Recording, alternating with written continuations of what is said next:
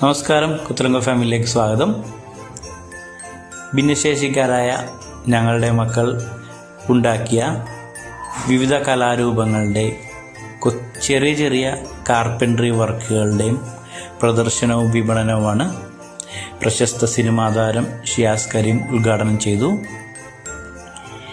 സാധിക്കുന്ന എല്ലാവരും തന്നെ ഞങ്ങളുടെ ഇവിടെ വന്ന് ഈ വിപണനമേള കൊത്തലങ്കോയിൽ വെച്ച് നടത്തുന്ന, പള്ളുരുത്തിയിൽ വെച്ച് നടത്തുന്ന ഈ വിപണനമേളയിൽ പങ്കെടുക്കുകയും ഞങ്ങളെ സപ്പോർട്ട് ചെയ്യുകയും വേണം.